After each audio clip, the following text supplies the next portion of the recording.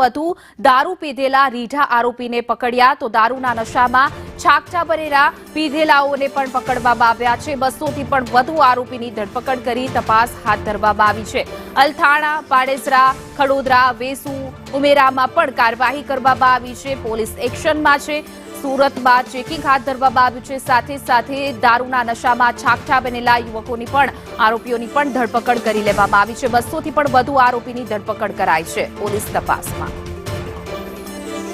તો અલથાણા હોય, પાંડેસરા, ખટોદરા, વેસુ જેવા ઉમરા જેવા વિસ્તારોમાં પોલીસનું ચેકિંગ છે, જેમાં દારૂ પીધેલા યુવકો છે છાકટા બન્યા છે। 31st ને લઈને સુરત પોલીસ એક્શનમાં છે અને 200 થી પણ વધુ એવા લોકો છે જે દારૂ પીને ઝડપાયા છે, જેને લઈને હવે પોલીસે તેની તમામની ધરપકડ કરી લીધી છે। 31st ને લઈ નાકાબંધી કરવામાં આવી છે। પોલીસ પણ સતર્ક છે। ચાપતી સુરક્ષા ગોઠવી દેવામાં આવી છે અને જે લોકો દારૂ પીને ફરતા હોય તેની સામે પણ કાર્યવાહી કરવામાં આવી છે।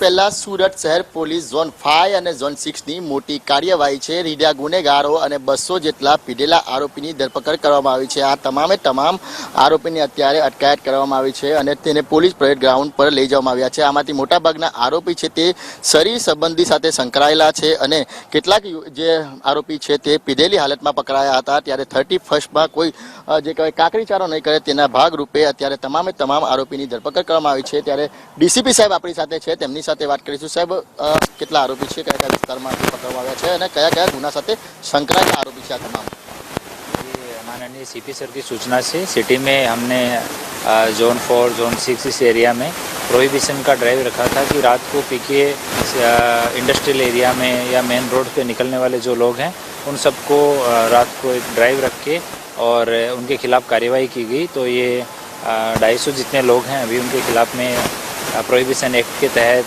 185 के तहत कार्यवाही हुई है और आज ये और सघन चलाया जाएगा और पब्लिक प्लेसेस पे बाहर पी के हुड़दंग करने वाले, नशे में रहने वाले, गलत तरीके से गाड़ी चलाने वाले या पब्लिक प्लेस पे शोर शराबा करने वाले, अनावश्यक शांति को भंग करने वाले, इस तरह के जो लोग हैं उनके साथ सख्ती से बरता जाएगा।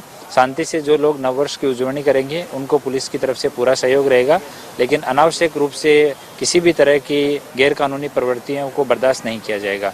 तो उसके तहत आज ये कार्यवाही की गई है और आज भी हम लोग शाम को 4 बजे से पूरा हमारा सिटी का स्टाफ जो है वो माननीय सीपी सर के निर्देशन में फील्ड में रहेगा और हम लोग ड्रोन से निगरानी करने वाले हैं।